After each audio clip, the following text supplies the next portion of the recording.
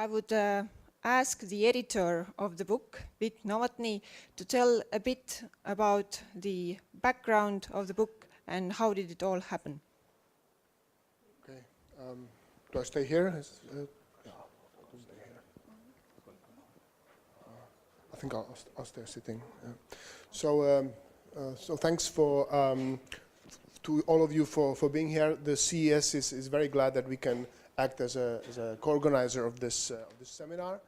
Of course, for me, it's a hard act to follow after such good speakers before me, but I will try.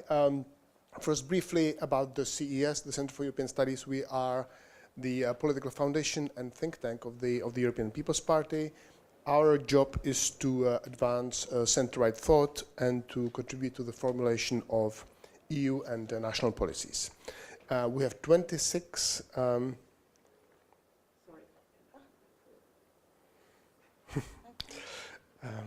We have 26 member foundations in 20 EU member states. Pro Patria is our long-standing member. We have a very good and long history of cooperation with Pro Patria. And I'd like to talk about two things. First of all, the genesis of this project, and then about some lessons from managing or handling or perhaps overcoming the economic and financial crisis in Europe. First of all, about the mechanism, the genesis of this particular book. The CS has a program of common research projects with our member foundations, and now we produced two outcomes of these projects. The first was on immigration and integration in the European Union, and the second is this book on managing the economic crisis.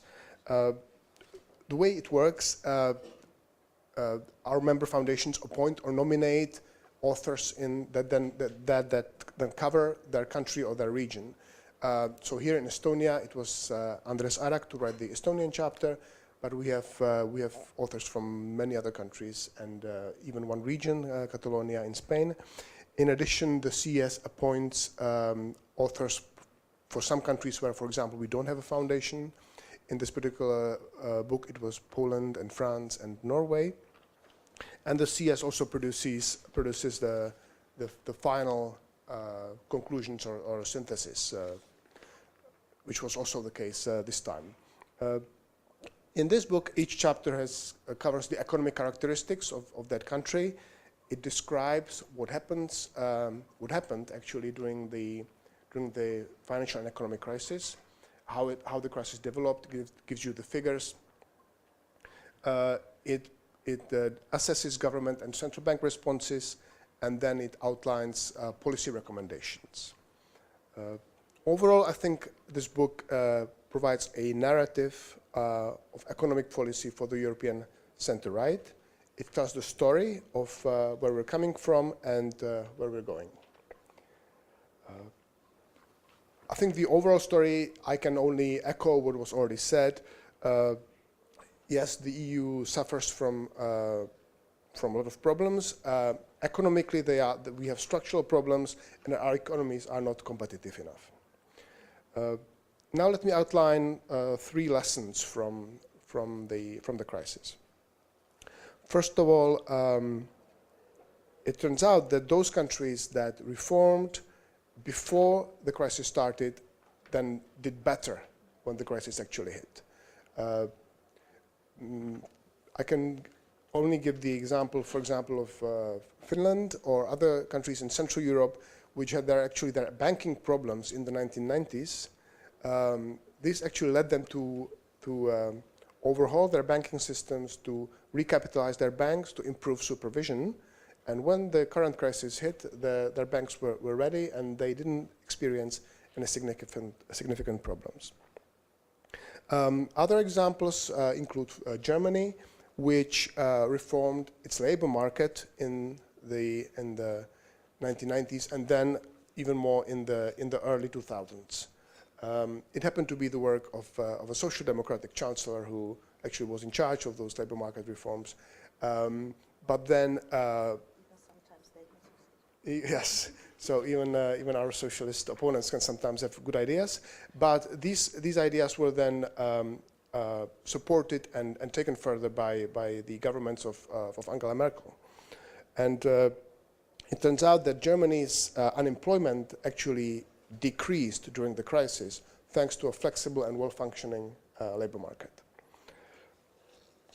So the lesson is, do not waste times of economic growth, do not postpone reforms, even when things are going well, and become competitive as soon as you can. The lesson 2 is that the quality of government response matters. Of course, the European level is important, but for me, the crucial factor is what happens at the national level. And there, when we analyzed the cases in our book, we were able to group countries into three different categories. So the first group is where there was almost no crisis or the crisis was relatively mild. And that was Norway, Poland, as Mr. Ambassador here already mentioned, and also Malta. So these countries had good economic fundamentals, and they also showed an economic competency, good management when things went badly. And they had social and political support for what they did. That's very important. The second group is a bit more problematic, I would say, but there were a number of countries which experienced a lot of problems. They were seriously affected. I can name them: Estonia, Finland, Germany, France, Austria, Belgium, Czechia, or the Czech Republic, Slovakia, and the Netherlands. So these countries saw a deep fall in their GDP in 2009. However, their governments recognized that there is a problem, and their governments responded relatively quickly. They adopted stimulus measures, they increased spending temporarily, but then realizing that you cannot spend your way out of the crisis, they restricted their spending, they got their budgets under control, and some of them started applying short-term or long-term structural reforms. And of course, there are many differences in this group, and I'm not going to go into the detail at the moment. And the third group is what we call a group of reluctant austerity. So those countries were also seriously affected, and for us they include Cyprus, Hungary, Greece, Romania, Spain, and also Croatia. The problem in these countries was that the government response was not adequate. The governments tended to deny that there is a problem, or the governments perhaps were aware that there is a problem, but they couldn't manage to obtain political support for their actions to address the crisis.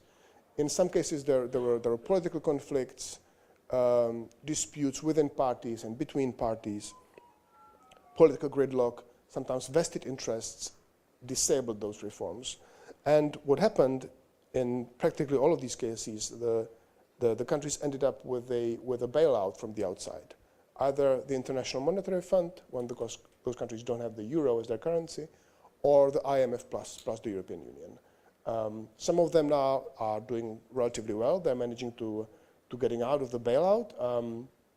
I can mention Ireland, which is not actually covered in the book, or Portugal. Some countries are emerging from these programs. Also, Romania and Hungary, they've stopped their bailout programs already. So there has been some competent management well into the crisis as well. It had to emerge. So that's the second crisis, that the quality of a government response matters. And the third lesson is that we all must become more competitive. And as I said, the main task is at the national level. We have to cooperate at the EU level. It's necessary to coordinate our economic policies, our monetary policy as well. But the crux of the matter is at the national level. What kind of measures are necessary? I can start with the banking, and it's a long list. I'm not going to be complete, but we need better supervision of our banks. We need better regulation of our banks. When it comes to budgets, yes, we need to decrease debt, not immediately, but with a purpose. And there is a lot of debate about how quickly we should do this. As you know, that's the austerity versus stimulus debate. We need structural reforms to increase flexibility of our labor markets, to reduce tax on labor, to tackle regulated professions, which in some countries make it impossible for the outsiders to enter the market, be it taxi drivers, pharmacists, lawyers. It's different in different countries, but there's obviously there is a problem there.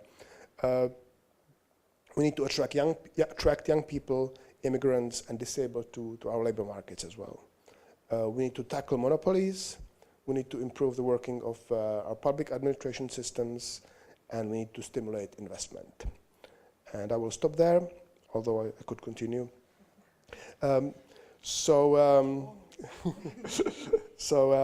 Finally, yes, it is true that sometimes we know what to do and don't know how to get re-elected, but there are also examples of countries which have reformed and got re-elected. So let's take an example of Latvia, Germany. So there are good examples of a good political and economic management where the government in question manages to retain the support of the population and manages to become elected again. So hopefully on that positive note, I will stop. Thank you very much. I'll look forward to your questions later on. Yes, I'm sure that all of you have a lot of questions, but now I would like to introduce journalist Henna Hobia. She was responsible for the Finnish chapter, so please give us the overview about the Finnish economy during the economic downturn. Okay, thank you. Tänään and tere. That's all I know, sorry. So yes, it's an honor to be here. Thank you all for coming. My name is Henna Hopia. I come from the up north, Finland, although having lived in Brussels for over 5 years now, working in different jobs in the European Parliament as an assistant to MEP Pia-Noora Kauppi, which Tunne probably knew very well, and doing some time as an EU journalist, and still now as a freelance journalist, and also at the CES working as a visiting fellow, where I was also working on this book project and writing the Finnish chapter, co-writing actually with a Finnish journalist called Mr. Sami Metelinen. So now let me just tell you briefly about, hopefully briefly, about the Finnish situation. So now you all know the 90s, the recession, the depression actually in the early 90s, and the situation that was happening in Finland then, and all the major reforms that we had to make. Those were tough decisions, but they were enabling Finland to become one of the most competitive countries in the world and actually make success stories like Nokia possible. And also Finland was well prepared, like you mentioned, when this crisis broke out. At the onset of the crisis, Finland's economy was booming. We had already been preparing for the aging problem that was ahead of us. We had maintained a government budget surplus and had been able to cut the government debt to 34% of GDP. And as we'd already said, the banking sector was in good order, stable and prudently regulated.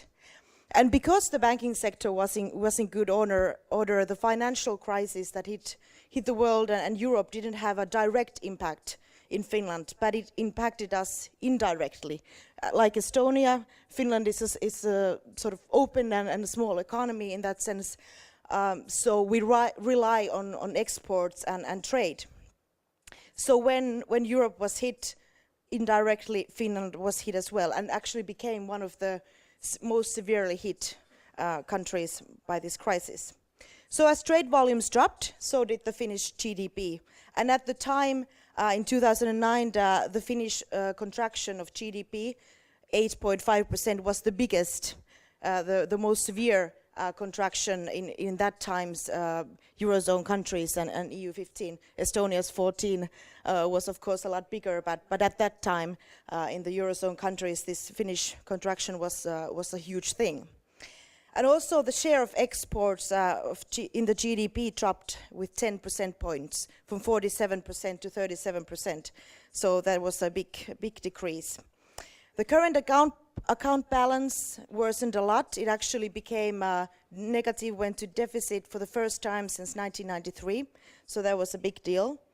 And the government deficit, of course, also increased. And at the time, it seemed that it's going to be temporary just because of the stimulus measures, but now it seems that it's a more permanent status and more alarming in that sense. Now, as I mentioned in the beginning, we were able to cut the government debt to 34% of GDP in 2008. But after this crisis, we faced some huge challenges, and only in 4 years, the government debt reached 50%. And now it seems that next year it will go over 60%. So we are breaching the rules of Eurozone, Maastricht criteria now. So with these numbers, actually now the protection we had to battle the aging challenge, etc., all these surpluses have been eaten. So what we were, how we were doing with our economy before those numbers had gone down. And at this time, last year and last spring, when we were writing these articles, it still seemed that the unemployment would be kept under control, but now these figures as well have a lot worse now. The government measures, just shortly, in general, I think the measures were quite okay. However, sooner reaction would have been maybe needed in some cases. For instance, with cutting spending, only now, due to political reasons, are they actually making these decisions. But hard stimulus measures were introduced in 2009 and 2010, and also tax measures, etc., measures to prolong working careers and all that. So the real economy started to recover remarkably well, actually, during 2010 and 2011. But since 2012, the economic outlook has worsened a lot. Prime Minister Katainen, when he took office in 2011, he set a goal to close this sustainability gap that had developed. But actually, he had to take more debt. And now it seems we are taking more debt than in the early 90s. So in that sense, we are in really big problems now. What could save the situation is this big municipal, administrative, and social and health sector reform that the government is working on in Finland right now. But as you are aware, the Finnish government situation is difficult. We have 6-party government, from the former communists to the liberals and conservatives. We have everything in the government, so it's very difficult to get an agreement. And the Left Alliance is actually now thinking of leaving the government, and the Social Democrat Party is also a bit against, because, for instance, they made a promise in the elections that retirement age will not be touched. So this is a major problem. But they agreed on a framework for the structural reform program this August. However, we don't know really the content yet. It's been under negotiations, and I think everybody's a bit confused what is happening next. But this program would be essential. It's what is needed. It has to go through. And what is also important in latest developments is that in October, just a few weeks ago, a big national collective wage agreement on zero wages for the future 3 years was agreed. But the airline industry didn't sign up for this. So now we're having strikes in Finland with Finnair. I hope you're not using Finnair flights in the next couple of days. So, yeah, it was cancelled. Exactly. Yeah, and now some other industries like the transport vehicle industries are thinking of having support strikes. And our Prime Minister said yesterday that this would totally halt the Finnish society if this would happen. So even this is not a done deal yet. I'll try to be brief. I know we're running out of time, but still some things I want to say. What is the situation now? Yes, it's grim. There are some positive things, like the banking sector is doing fine. We still have the AAA by the big credit rating agencies, but now also with the negative outlook, not all good. But the negative problems are there, and now the European Commission has also stated their worry, and we are under surveillance now what's going to happen. It seems that the Finnish economy is shrinking this year, and growth in the future seems to be slower than in the Eurozone in general, so that's a problem. The public deficit is now worsening again. It got a bit better, but now we're back to those crisis year numbers. Public debt, as I said, is worsening. It seems we'll be going over 60% next year and the year after that. Unemployment is now becoming a problem. It's closer to 8%. It'll go over 8% next year and the year after that, according to estimations. But it seemed in the beginning that the companies would resort to temporary redundancies, as was done to a large extent in the early 90s in the beginning. But now they are just firing people. It seems bad. I mean, even though the percentage isn't even 8% yet, it was over 18% in the early 90s, even though the figures aren't the same, but still we cannot afford this unemployment. We need more work, not less. And especially with the aging population, this is a huge problem. And the fact that the EU's estimations have gotten worse. So even the European Commission is very concerned. And of course, our hope is in exports. But even this is worrying, that this week the Commission said that Finnish export is diminishing faster than other EU countries' exports. So we are losing the world market share here as well. So we also have decline in imports, and unit labor costs are too high, dependency ratio is getting worse, etc. So we have a lot of problems. And there's also this political tensions, lack of trust to the government and inside the government, a lack of trust with the consumers, with the industry, with companies, and banks are not lending enough money, etc. So the situation remains rather challenging. Just a few policy recommendations. Keep on consolidating public finances. We need more work, as I mentioned. We need to increase productivity and competitiveness, invest more in research and development, diversify our business structure, and also do these structural reforms, because without them, nothing can be done. Even this debt problem can be beaten, I hope, with the structural reforms taking place. But if we don't do that, then we're going to be in big trouble.